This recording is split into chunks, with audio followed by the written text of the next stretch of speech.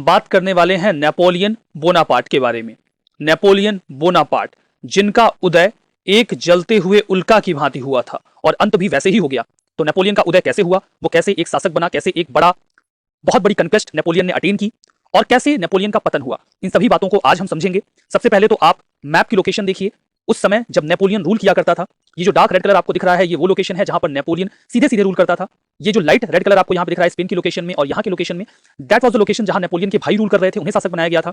ये जो कलर आपको जहां पर मैं लाइंस ड्रॉ कर रहा हूं, ये जो लोकेशन आपको दिख रही है, दैट वाज द लोकेशन जहां पर नेपोलियन के ब्रदर इन लॉ रूल पर थे, जिन्हें वहां का शासक बनाया गया था। और ये जो येलो कलर पे आपको लोकेशन दिख रही है, that is the location in राज्यों ने नेपोलियन की सत्ता को स्वीकार किया था। तो एक बहुत बड़ा हिस्सा यूरोप का नेपोलियन के अंडर में आता था जब नेपोलियन फ्रांस में रूल कर रहा था तब। ठीक है, तो आइए हम आगे बढ़ते हैं, जानते हैं नेपोलियन के बारे में। नेपोलियन के बारे में जानने से पहले मैं कुछ बातें आपको बता देता हूं, जैसे कि आखिर क्यों आवश्यकता है कि हम नेपोलियन के बारे में और जो घटनाक्रम घटित हुए हैं उनके बारे में डिटेल से जानें। देखिए, इसके दो महत्वपूर्ण कारण हैं। पहला कारण तो यह है कि नेपोलियन एक महान ऐतिहासिक व्यक्तित्व है, एक ग्रेट हिस्टोरिकल पर्सनैलिटी है वो, तो उनके बारे में आपसे कहीं भी कोई भी क्वेश्चन पूछा जा सकता है इंटरव्यूज में स्पेसिफिकली, तो आपको जनरल अवेयरनेस के पर्सपेक्टिव से उनके बारे में जानना चाहिए। दूसरी बात कि इन डिटेल्स को समझना इसलिए भी जरूरी है क्योंकि इन्हीं में कॉजेस और इंपैक्ट्स छुपे हुए हैं। जैसे कि जब हम बात करेंगे कि कैसे नेपोलियन डिक्लाइन करते हैं, तो उसका एक महत्वपूर्ण कारण था अटैक ऑन रशिया और पेनिनसुलर वॉर में इंडल्ज होना। तो अब हमें उनके स्पेसिफिक डिटेल्स में जाने की आवश्यकता उस समय नहीं पड़ेगी क्योंकि यहां पर हमने उन बातों को बहुत ही सिस्टमैटिक वे में ऑलरेडी समझ लिया होगा। तो इस आधार पर ये जो घटनाक्रम है, जो ये घटनाएं हैं या फिर ये जो पूरा डिस्क्रिप्शन है, ये बहुत जरूरी हो जाता है। तो चलिए हम आगे बढ़ते हैं, बात करते हैं। नेपोलियन बोनापार्ट एक बहुत ही ग्रेट मिलिट्री और पॉलिटिकल लीडर थे जिन्होंने फ्रांस के पूरे कोर्स को चेंज कर दिया। फ्रांस का जो पूरा सिनेरियो था उसमें बदलाव ला दिया because of his military conquest. उनका जन्म 1769 में हुआ था और वो 1804 से 1814 तक, 1804 से 1814 तक फ्रांस के शासक रहे। उनका करियर स्टार्ट होता है 1785 में, 1785 में, जब उन्हें फ्रेंच आर्टिलरी में सेकंड लेफ्टिनेंट के पद पर नियुक्त किया गया। अगले 3 सालों तक उन्होंने अपनी वॉरफेयर स्किल से अपनी स्थिति को और ज्यादा मजबूत किया। देखिए, उसके बाद मैक्सिमिलियन रॉबेस्पियर और उनके भाई के साथ इनके रिलेशंस काफी अच्छे थे। तो जब लोग काफी नाराज थे, रॉबेस्पियर के खिलाफ लोग उठ गए थे, लोगों ने हमला करना शुरू कर दिया था। जब रॉयलिस्ट जो थे, राजा के जो समर्थक थे, उन्होंने अटैक करना शुरू किया था, तो उस समय नेपोलियन को बुलाया गया था इस पूरे सिचुएशन को डील करने के लिए। नेपोलियन ने सक्सेसफुली उस सिचुएशन को डील भी किया था, जिसके बाद उन्हें कैप्टन से ब्रिगेडियर बना दिया गया था। ठीक है, और उसके बाद फ्रांस के इंटरनल एटमॉस्फेयर में जो इनका प्रभाव था वो काफी अच्छा हो गया था। उसके बाद जब नेशनल कन्वेंशन के खिलाफ लोगों ने नाराजगी जाहिर की तो फिर से नेपोलियन को ही डिफेंड करने के लिए बुलाया गया। नेपोलियन ने फिर से नेशनल कन्वेंशन को डिफेंड किया और उसके बाद इन्हें मेजर जनरल बना दिया गया। तो हम देख रहे हैं कि उन्होंने अपनी स्किल से, अपने प्रभाव से कैसे जो मिलिट्री में उच्च पद थे उनको हासिल किया। उसके बाद वहां पर जो नेशनल कन्वेंशन था उसकी समाप्ति हो गई। उसके बाद 5 डायरेक्टर्स को नियुक्त किया गया और डायरेक्टरी का रूल शुरू हो गया। 1796 में Directory appointed him to lead French army against forces of Austria and Sardinia. Sardinia और ऑस्ट्रिया की आर्मी को अपोज करने के लिए, उनके खिलाफ लड़ाई लड़ने के लिए डायरेक्टरी ने नेपोलियन को नियुक्त किया। नेपोलियन उस लड़ाई को लड़ा भी और ऑस्ट्रियन आर्मी को बुरी तरीके से कुचल दिया। उसके बाद वो इजिप्ट पर हमला करने जाते हैं, हालांकि वहां पे उन्हें पार्शियल सक्सेस मिलती है। देखिए, उनकी जो आर्मी थी उन्हें इजिप्ट में थोड़ी बहुत डिफीट का सामना करना पड़ा था। वॉर ऑफ नाइल था जिसमें उन्हें थोड़ी हार का सामना करना पड़ा था, बट समहाउ उनकी जो डिफीट थी वो बहुत हाईलाइट नहीं हुई थी। आई वोंट से यहाँ पे लिखा गया पब्लिक नहीं हुई थी, पब्लिक तो हुई थी बट बहुत हाईलाइट नहीं हुई थी क्योंकि बैटल ऑफ पिरामिड में उन्होंने जीत भी हासिल की थी। तो जीत और हार में सब मिक्स हो गया था।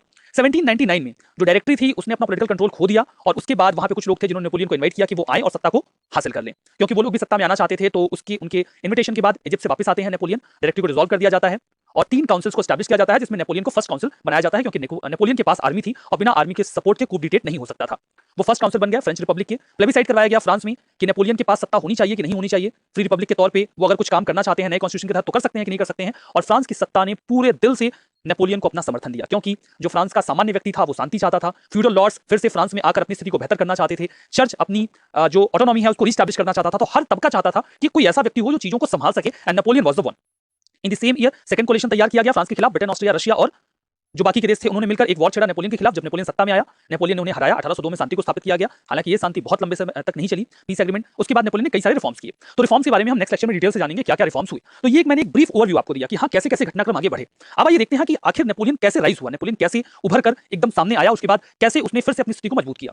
कहानी वही 1792 से एक्चुअली में स्टार्ट होती है। वैसे तो करियर की शुरुआत मैंने आपको बताया कि 1785 से हो जाती है, बट वास्तविक स्थिति जो उनकी मजबूत होती है वो 1792 के बाद होती है। ठीक है, जब वहां पे जो रिवोल्यूशनरी सरकार थी वो मिलिट्री कॉन्फ्लिक्ट में आ गई थी कई सारी यूरोपियन नेशंस के साथ, तो नेपोलियन को कहा गया कि वो जाके फ्रांस को लीड करें।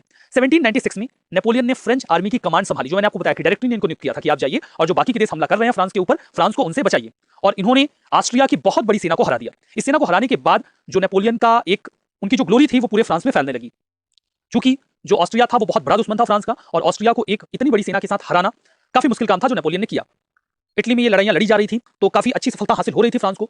1797 में France and Austria signed an treaty, Campo Formio, आपको याद रखने की आवश्यकता नहीं है। जिसके बाद कुछ टेरिटरी भी मिली फ्रांस को। तो उसके बाद जब पहली बार कुछ टेरिटरीज फ्रांस के अंडर में आई तो लोगों को लगा कि Napoleon is doing very well, Napoleon ना केवल लड़ाइयों में जीत हासिल करवा रहा है बल्कि जो टेरिटरी है फ्रांस की उसको भी एक्सपेंड कर रहा है। उसके एक साल बाद डायरेक्टरी ऐसा चाहती थी, जो 5 लोगों का एक ग्रुप था जिसके बारे में हमने पहले भी चर्चा की, वो लोग ये चाहते थे कि डायरेक्टरी जो कि 1795 से रूल में थी, उसको हमने फ्रेंच रेवोल्यूशन वाले टॉपिक में अच्छे से डिटेल में डिस्कस भी किया था। उन्होंने कहा कि नेपोलियन जो है वो इंग्लैंड पर हमला कर दे।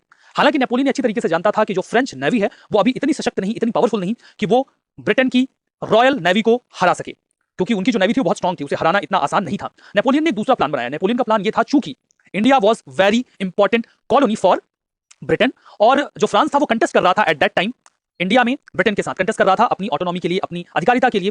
तो नेपोलियन ने एक प्लान बनाया कि क्यों ना ऐसा किया जाए कि इजिप्ट पे हमला करके जो ब्रिटेन का रूट है इंडिया पे जाने का उसे रोक दिया जाए, जिससे कि ब्रिटेन का ट्रेड इंडिया के साथ खत्म हो जाएगा। इससे एक तो ब्रिटेन कमजोर होगा, दूसरा इंडिया में जो कंटेस्ट चल रही है, जो विरोध चल रहा है, जो लड़ाइयां चल रही हैं जिसमें फ्रांस लगातार हारता जा रहा है, उसमें फ्रांस को जीत हासिल होगी। कई बार ये लोग आर्गुमेंट देते हैं कि अगर नेपोलियन अपने इस प्लान में सक्सेसफुल हो जाता तो इंडिया को बहुत पहले आजादी मिल जाती। हालांकि मैं इस व्यू से बहुत सहमत नहीं हूं, क्योंकि उसके बाद ब्रिटेन नहीं बल्कि फ्रांस हमारे ऊपर रूल कर रहा होता। खैर वो तो हुआ नहीं। देखिए हुआ ये कि जब प्रपोजल दिया गया नेपोलियन के द्वारा कि बजाय इसके कि हम ब्रिटेन पे हमला करें, हमें इजिप्ट पर हमला करना चाहिए और जो ब्रिटिश ट्रेड रूट है इंडिया का उसे रोक देना चाहिए। तो फिर डायरेक्टरी को लगा कि ठीक है, यू नो बेटर, आपको पता है कि कैसे आप बेहतर कर सकते हो या ग्राउंड रियलिटीज क्या है, यू नो बेटर, तो आप स्ट्रेटजी बनाइए, जो आपको करना है वो करिए। इजिप्ट में हमला किया जाता है और नेपोलियन की जो ट्रूप्स इजिप्ट में हमला करती हैं, तो जो वहां के रूलर थे ममलुक्स, उनको बैटल ऑफ पिरामिड्स में 1798 में नेपोलियन हराता भी है। लेकिन उसके बाद जब ब्रिटिश नेवी वहां आती है, ब्रिटिश आर्मी वहां आती है, तो 1798 में जो फ्रांस की आर्मी थी, नेपोलियन की आर्मी थी, उसे बैटल ऑफ नाइल में हार का सामना करना पड़ता है। तो जो हम बात कर रहे थे कि ये हार बहुत हाईलाइट इसीलिए नहीं हो पाई क्योंकि एक और तो उन्होंने वहां के रूलर को हरा दिया, दूसरी ओर वो हार गए, तो ये हार जीत का मामला पूरा मिक्स हो गया। ठीक है, in between political situation France में बदल रही थी, डायरेक्टरी अनपॉपुलर हो रही थी because of various defeat in Wars. इसके पहले कुछ वॉर्स में फ्रांस हारा भी था। तो जो कुछ लोग वहां पर थे जो चाहते थे कि डायरेक्टरी के रूल को खत्म कर दिया जाए, उन्होंने इन्वाइट किया नेपोलियन को कि आप आइए, चूंकि आपके पास आर्मी है, मिलिट्री है, तो आपका कोई विरोध नहीं करेगा, अगर हम करेंगे तो फिर हमारा विरोध हो जाएगा। तो 8 और 9 नवंबर को ये कूप डिटेट चला। 9 नवंबर 1799 को, जिसे 18 बरमायर का कूप कहा जाता है। बरमायर एक्चुअली में जो नया कैलेंडर अडॉप्ट किया गया था उसके हिसाब से दूसरा महीना होता था साल का। तो उसी दिन जब ये कूप किया गया तो नेपोलियन ने डायरेक्टरी के रूल को समाप्त कर दिया, फ्रेंच डायरेक्टरी को खत्म कर दिया गया और डायरेक्टरी की जगह पे 3 मेंबर के काउंसिलेट का गठन किया गया, जिसमें नेपोलियन फर्स्ट काउंसिल बना। ठीक है, फर्स्ट काउंसिल बना तो जिसके तहत उसके पास ज्यादा अधिकार थे और वो फ्रांस का एक लीडिंग पॉलिटिकल फिगर बन गया। ठीक है, नेपोलियन नाउ फ्रांस का एक लीडिंग पॉलिटिकल फिगर था। जून 1800 में, जबकि नेपोलियन को सत्ता में आए महज 6-7 महीनों का समय हुआ था, नेपोलियन की फोर्सेस ने जो एक साल भर का दुश्मन था, हमेशा का दुश्मन था ऑस्ट्रिया, उसे बैटल ऑफ मैरेंगो में हरा दिया और इटली से बाहर खदेड़ दिया। बैटल ऑफ मैरेंगो याद रखने की आवश्यकता नहीं है। इस विक्ट्री ने नेपोलियन की स्थिति को और मजबूत कर दिया फर्स्ट काउंसिल के रूप में कि हाँ, नेपोलियन सत्ता में आया है तो उसके बाद हमें जीत मिल रही है, फ्रांस मजबूत हो रहा है, लोगों के मन में एक परसेप्शन बनने लगा। एडिशनली लेकिन फ्रांस यानी कि नेपोलियन को एक बात क्लियर थी कि अगर वो ऐसे ही लड़ाइयों में उलझा रहा तो काम बनेगा नहीं, फिर तो वो लड़ाइयां ही लड़ता रह जाएगा। उसे शांति स्थापित करनी होगी ताकि वो प्रशासनिक अधिकारी के रूप में, एक प्रशासक के रूप में फ्रांस में अपनी स्थिति को मजबूत कर सके। नेपोलियन ने खुद ही कहा था कि वो नहीं चाहता कि उसे उसकी लड़ाइयों के लिए याद रखा जाए, वो चाहता था कि उसे उसके सुधारों के लिए याद रखा जाए, उसने जो फ्रांस का भला किया है उसके लिए उसे याद रखा जाए। तो नेपोलियन ने क्या सुधार किए थे वो भी हम जानेंगे। उसने ट्रीटी ऑफ एमेन साइन की 1802 में, ठीक है, जिसके बाद British agreed to peace with the French, although the peace would only last for a year. तो ब्रिटिशर्स के साथ एक पीस स्टैब्लिश की गई, बहुत लंबे समय तक तो ये पीस चली नहीं, बट फिर भी फ्रांस ने जब ये पीस स्टैब्लिश की तो उसके बाद उसने कुछ प्रशासनिक सुधार शुरू किए फ्रांस के अंदर। तो कई सारे सुधार किए गए। अब देखिए, Napoleon work to restore stability of post revolutionary France. Revolution के बाद फ्रांस की स्थिति बहुत ज्यादा खराब हो चुकी थी, तो उसे सुधारने का प्रयास नेपोलियन ने किया। उसने गवर्नमेंट को सेंट्रलाइज किया, पूरी सत्ता को एक जगह पर लाने का प्रयास किया ताकि जो उसके अधिकार हैं वो बने रहें और कोई इंटरवीन ना करे। कई सारे रिफॉर्म्स को इंस्टीट्यूट किया गया लगभग हर एरिया में, बैंकिंग में, एजुकेशन में। उसने साइंस को सपोर्ट किया, आर्ट को सपोर्ट किया और जो रिलेशंस थे पोप के साथ, जो कि पोप की सत्ता को रॉबेस्पियर ने बिल्कुल खत्म कर दिया था, मैक्सिमिलियन रॉबेस्पियर ने, तो उसे फिर से एस्टैब्लिश करने का प्रयास किया गया क्योंकि बहुत बड़ी पॉपुलेशन ऐसी थी फ्रांस में, लेकिन रीजन हमेशा से डोमिनेटेड रहा है। तो पोप के साथ स्थिति बेहतर करने का मतलब था कि सामान्य जन की जो आस्था थी उसे जीत लेना। तो बिल्कुल वही किया नेपोलियन ने। पोप को उनके कुछ अधिकार वापस किए गए, बदले में पोप ने भी अपनी ऑटोनॉमी को छोड़ने का फैसला किया, जो उनके पास बहुत प्रॉपर्टी होती थी वो उन्होंने छोड़ने का वादा किया। तो इसके तहत एक वहां पे कह सकते हैं कंसेंसस बिल्ड हो गया और पोप की जो स्थिति थी उसको भी बेहतर कर दिया गया। उसके बाद उन्होंने नेपोलियनिक कोड को लॉन्च किया, जिसमें कई तरीके के रूल्स एंड रेगुलेशंस को एस्टैब्लिश किया गया, लीगल सिस्टम को स्ट्रीमलाइन किया गया और फ्रांस के सिविल लॉ को एस्टैब्लिश फाउंडेशन तैयार किया गया, जो कि आज भी वहां पे काम करता है।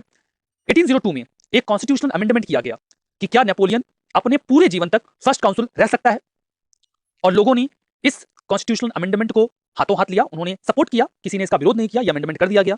2 साल बाद 1804 में नेपोलियन ने अपने आप को फ्रांस का शासक डिक्लेयर कर दिया। काउंसिल का जो सिस्टम था उसको समाप्त कर दिया गया। जो नॉट्रे डेम कैथेड्रल है पेरिस में, वहां पर उन्होंने खुद को राजा घोषित किया। ठीक है, तो इसके बाद 1804 से लेके अपने अंत समय तक नेपोलियन फ्रांस के शासक रहे। ठीक है, तो अब देखिए बात करते हैं कि नेपोलियन ने कैसे रूल किया। 1803 से लेकर 1815 तक फ्रांस लगातार नेपोलियनिक वॉर्स में उलझा रहा। कई सारी लड़ाइयां लड़ी गई in between, series of conflict, series of Wars चलते रहे। कई सारे यूरोपियन कोलिशंस तैयार हुए जिन्होंने नेपोलियन के खिलाफ लड़ाइयां छेड़ी। 1803 में partly and means to raise fund for future wars, चूंकि देखिए लड़ाइयां लड़ी जा रही थी तो पैसे की आवश्यकता पड़ती है, पैसे खत्म हो रहे थे, तो नेपोलियन ने फ्रांस का जो अमेरिकन कॉन्टिनेंट पे एक हिस्सा था लुजियाना, उसे यूएसए को बेच दिया $15 मिलियन में। ये हमने अमेरिकन रिवॉल्यूशन के टाइम में आपको बताया था कि जो लुजियाना की टेरिटरी थी वो फ्रांस के अंडर में आती थी, वो उन्होंने अमेरिकन को बेच दी थी और इस ट्रांजेक्शन को लुजियाना परचेज कहा जाता है, जिसके बाद कुछ पैसे मिल गए थे फ्रांस को। अक्टूबर 1805 में ब्रिटिश आर्मी से नेपोलियन की आर्मी को बैटल ऑफ ट्रफाल्गा में बुरी तरीके से हार का सामना करना पड़ा। इस बैटल को याद रखने की आवश्यकता नहीं है, लेकिन उसी साल नेपोलियन को एक बहुत बड़ी अचीवमेंट मिली, जहां पर नेपोलियन की आर्मी ने बैटल ऑफ ऑस्टरलिट्ज में ऑस्ट्रियंस और रशियंस की एक कंबाइंड आर्मी को हरा दिया, जिसके बाद होली रोमन एम्पायर कोलैप्स कर गया और जो जर्मन किंग्स थे जो पहले होली रोमन एम्पायर के अंतर्गत आया करते थे, उन्हें मिलाकर एक कन्फेडरेशन ऑफ राइन की स्थापना कर दी गई, जो कि अब फ्रांस के अंडर में था। ठीक है, 1806 की शुरुआत में नेपोलियन ने एक लार्ज स्केल इकोनॉमिक वॉरफेयर शुरू किया, जिसे कॉन्टिनेंटल सिस्टम कहा जाता है। कॉन्टिनेंटल सिस्टम का मतलब यह था कि जो उन्होंने ये कहा, चूंकि एक बहुत बड़े हिस्से पर यूरोप के कब्जा हो चुका था नेपोलियन का, और जिस हिस्से पर नेपोलियन का कब्जा नहीं भी हुआ था, वहां के शासक भी नेपोलियन से भय खाते थे। उन्हें ऐसा लगता था कि नेपोलियन की आर्मी ने अटैक किया तो जितना मुश्किल होगा। तो नेपोलियन ने कह दिया कि अब चूंकि वो चाहते थे कि ब्रिटेन को इकोनॉमिकली वीक किया जाए, तो उन्होंने ये कहा अगर कोई भी कंट्री ब्रिटेन के साथ व्यापार करती है तो वो उसके ऊपर अटैक करेंगे। तो सभी लोगों ने एक तरीके से कॉन्टिनेंटल सिस्टम के अंतर्गत अपने आने की सहमति जताई, इंक्लूडिंग रशिया। तो कॉन्टिनेंटल सिस्टम बाद में हालांकि सक्सेसफुल नहीं हो पाया कई सारे कारणों से, बिकॉज देखिए वो लोगों से तो कहते थे कोई ट्रेड नहीं करेगा, लेकिन उनके खुद के जूते, कोट और हैट ब्रिटेन से ही आते थे। उसके बाद उन्होंने फमाइन के समय में भी काफी ट्रेड किया था, मतलब बहुत महंगी दरों पे अनाज बेचा था ताकि वो ब्रिटेन की करेंसी अपने पास खींच सके। तो इससे लोग काफी नाराज थे और फिर लोगों ने खुद को इस कॉन्टिनेंटल सिस्टम से पीछे खींचना शुरू कर दिया।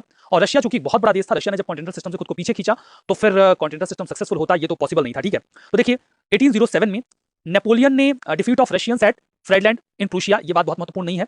देखिए 1807 में जब रशियंस को हराया गया फ्रेंच आर्मी के द्वारा, तो एक पीस सेटलमेंट किया गया, ट्रीटी ऑफ टिलसिट। ठीक है, तो ये बात आप जानते रहिए, बहुत सामान्य सी, बहुत याद रखने की आवश्यकता नहीं है। 1809 में French defeated Austrians at the battle of वाग्राम, Austrians को उन्होंने हराया और यहां पर नेपोलियन को काफी गेन्स हुए। ये केवल घटनाएं हैं, आप जानते रहिए, याद नहीं भी रहेगा तो कोई दिक्कत नहीं है, इतने स्पेसिफिक वॉर्स बैटल्स ना भी याद रहे, डजंट मैटर। 1810 में रशिया ने खुद को कॉन्टिनेंटल सिस्टम से पीछे खींच लिया। ये एक इंपॉर्टेंट घटना है, ये आपको याद रखनी चाहिए, क्योंकि कॉन्टिनेंटल सिस्टम में रशिया अगर अपने आप को पीछे खींच रहा है, इसका मतलब कि कॉन्टिनेंटल सिस्टम सफल नहीं हो पाएगा। जवाबी कार्रवाई करते हुए नेपोलियन ने एक बहुत बड़ी आर्मी के साथ 1812 के गर्मी के समय में अटैक किया रशिया के ऊपर।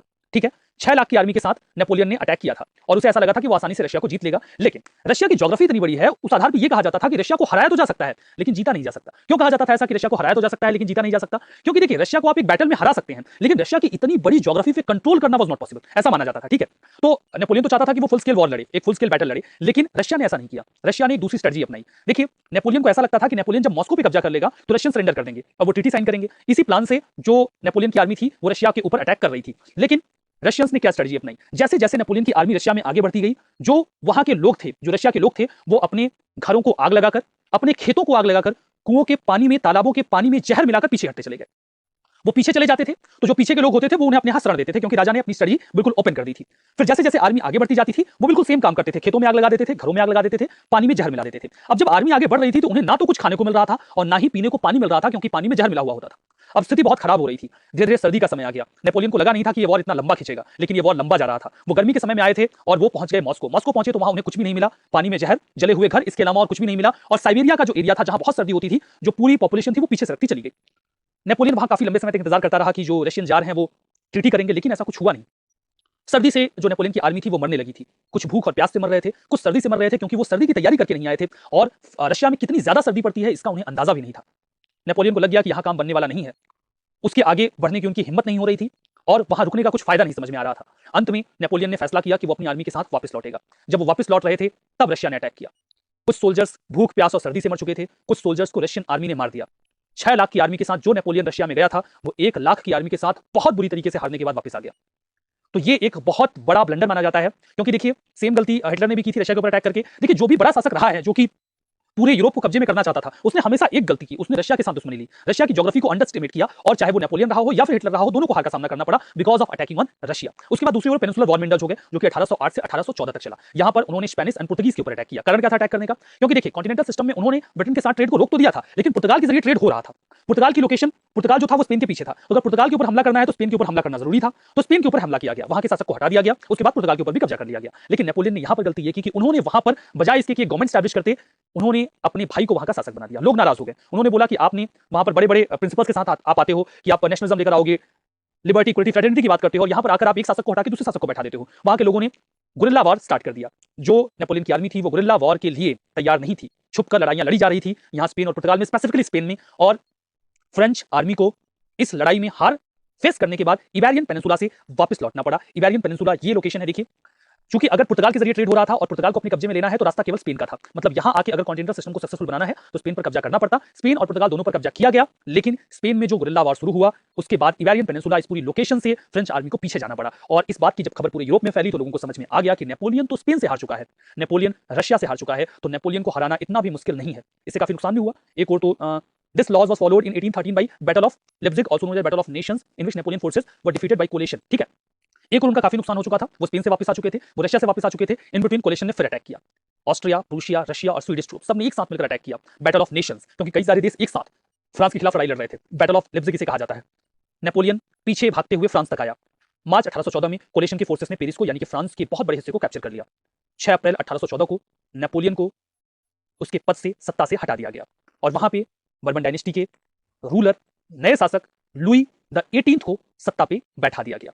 उसके बाद ट्रीटी ऑफ फॉन्टेनब्लू को साइन किया गया। रिजल्ट ये निकला कि नेपोलियन को मेडिटेरेनियन आइलैंड एल्बा पर भेज दिया गया, काला पानी की सजा सुना दी गई। कहा गया, जो कि इटली के कोस्ट पर है, कहा गया आप वहीं पर रहेंगे और वहां से वापस नहीं आएंगे, वो आइलैंड आपका है, आपको जो करना है करिए। और उस पूरे आइलैंड पर उनको पूरी सॉवरेंटी दे दी गई। उनके वाइफ और उनके बच्चे ऑस्ट्रिया चले गए। लोकेशन देखना चाहते हैं एल्बा की, तो देखिए ये है इटली, यहाँ पे आप देख रहे हो, ये इटली है, ये एक छोटा सा आइलैंड है, ठीक है। तो नेपोलियन को कहा गया इस आइलैंड पे आपकी सॉवरेंटी है, आपको यहाँ पे जो करना है करिए, बाकी आप यहाँ से आ नहीं सकते। तो उन्हें काले पानी की सजा सुना दी गई और एल्बा आइलैंड पर भेज दिया गया। उसके बाद देखिए 26 फरवरी 1815 को, एक साल तक वो वहां एग्जाइल में रहे थे, काले पानी की सजा को उन्होंने भुगता था। नेपोलियन जैसे तैसे स्केप करके एल्बा से वापस फ्रेंच मेनलैंड पे आ गए अपने 1000 सपोर्टर्स के साथ। अब कैसे आ गए, आपके मन में एक सवाल आ सकता है। तो देखिए एक्चुअली में हुआ ये था कि फ्रांस ने अमेरिकन रिवॉल्यूशन में अमेरिका की काफी मदद की थी, तो अमेरिका के लोग काफी सिंपैथी रखते थे। तो एक अमेरिकन ट्रेडर था, वो अपने शिप को लेकर उस आइलैंड के पास आया था और उसने उसी शिप से नेपोलियन को लेकर फ्रेंच मेनलैंड तक पहुंचाया था, ठीक है। तो इस तरीके से जो नेपोलियन था वो पहुंच गया फ्रांस वापस अपने 1000 सपोर्टर्स के साथ। मार्च 20 को वो पेरिस पहुंचा। पेरिस जैसे ही वो पहुंचा, क्योंकि लुई द 18 को जब वहां पे बैठाया गया था तो वो पूरे सिस्टम को वापस ला रहे थे, सब कुछ सिस्टम को बर्बाद करने में लगे हुए थे। जो जैसे तैसे रिफॉर्म्स किए गए थे नेपोलियन के द्वारा, वो उन्हें सब बर्बाद कर रहे थे। लोग परेशान थे, लोग नाराज थे। जैसे ही नेपोलियन वापस आया, लोगों ने बहुत खुशी के साथ नेपोलियन को वेलकम किया। उन्हें ऐसा लगा कि कोई ऐसा आ गया है जो अब उन्हें मुक्ति दिला सकता है, उनकी सिचुएशंस को बेहतर कर सकता है, उनके जीवन को आसान बना सकता है। लोगों की इस वेलकमिंग नोशन को देखकर लुई द 18 डर गया। उसे लगा कि इस समय अगर उसने विरोध किया तो पूरी जो फ्रांस की पॉपुलेशन है वो उसके खिलाफ है और उसे हो सकता है कि डिफीट का सामना करना पड़े, या हो सकता है कि उसे गिलोटिन भी कर दिया जाए। तो उसने चुपचाप जो थ्रोन था उसको छोड़ दिया और वो भाग गया। नेपोलियन फिर से सत्ता पर आया। उसे 100 डेज, इस पूरे समय को 100 डेज कैंपेन के नाम से जाना जाता है, क्योंकि लगभग 100 दिनों तक वो वापस फिर से सत्ता में रहा था। नेपोलियन जब फ्रांस में वापस आता है तो हालांकि अब वो लड़ाई नहीं करना चाहता था। जब नेपोलियन वापस आया तो वो शांति से रहना चाहता था, लेकिन उसे पता था कि जो बाकी के अलाइड कंट्रीज हैं वो उसे शांति से नहीं रहने देंगे। तो उसने एक बहुत बड़ी आर्मी तैयार करनी शुरू कर दी ताकि वो अपनी सिक्योरिटी इंश्योर कर सके। इन बिटवीन उसे पता क्या चला कि कोलिशन बन रहा है ऑस्ट्रियंस, ब्रिटिश, प्रूशियंस और रशियंस के बीच में, और ये सभी एक साथ मिलकर हमला करने वाले हैं। जब नेपोलियन को इस बात की जानकारी मिली तो उसे समझ में आ गया कि एक बार वो इस अलायंस से हार चुका है, दोबारा अगर वो इस अलायंस से भिड़ा तो हो सकता है जीत ना पाए। तो उसने एक स्ट्रेटजी बनाई कि वो धीरे धीरे करके एक एक स्टेट पर हमला करके हरा देगा सबको, क्योंकि एक साथ हराना मुश्किल होगा। इसके पहले कि ये जो अलायंस था ये अटैक करता नेपोलियन के ऊपर, फ्रांस के ऊपर, नेपोलियन ने जून 1815 को बेल्जियम के ऊपर हमला कर दिया, जहां पर ब्रिटिश और प्रूशियन ट्रूप्स ऑलरेडी स्टेशन थे, जमे हुए थे। जून 16 को नेपोलियन ने, या नेपोलियन की जो आर्मी थी, उन्होंने प्रूशियंस को हरा दिया बैटल ऑफ लिग्नी में। No need to remember. यहां पर एक जीत हासिल हुई नेपोलियन को। ऐसा लगा कि नेपोलियन खुद को फिर से रीस्टोर कर लेगा, लेकिन उसके 2 दिन बाद जून 18 को बैटल ऑफ वाटरलू में, ब्रुसेल्स जो कि बेल्जियम में है, वहां पर फ्रेंच आर्मी को ब्रिटिश आर्मी के द्वारा हरा दिया गया प्रूशियंस की मदद से। और अक्टूबर 1815 में नेपोलियन को वहां से काले पानी की सजा के तौर पर एक बहुत ही दूर दराज के आइलैंड में, जो कि ब्रिटिशर्स की सॉवरेंटी में आता था, नाम था Saint Helena, island of Saint Helena. Location देखिए, ये है, यहाँ पर देखिए, that is the location, south Atlantic sea. ये अटलांटिक सी है पूरा, ये साउथ अटलांटिक सी है। यहाँ पर जो आप पॉइंट देख रहे हैं ये है सेंट हेलेना, ठीक है। यहाँ पर उन्हें एक्साइल कर दिया गया, यहाँ पर काला पानी की सजा सुना दी गई, यूरोप से काफी दूर कर दिया गया ताकि वापस वहां लौट ना पाए। 5 मई 1821 को उनकी मौत हो गई। मोस्ट प्रोबेबली स्टमक कैंसर की वजह से उनकी मौत हुई थी, ठीक है। देखिए हालांकि इसके बारे में भी कुछ कहानियां हैं कि कुछ लोग कहते हैं स्टमक कैंसर की वजह से उनकी मौत हुई थी, कुछ लोग कहते हैं उन्हें मार दिया गया था, कुछ लोग ये भी कहते हैं कि उन्हें कई सारे, वहां चूंकि बहुत सारे कीड़े मकोड़े थे तो उनके काटने की वजह से वो बीमार हो गए थे, जिसके बाद उनकी मौत हो गई थी। तो अंत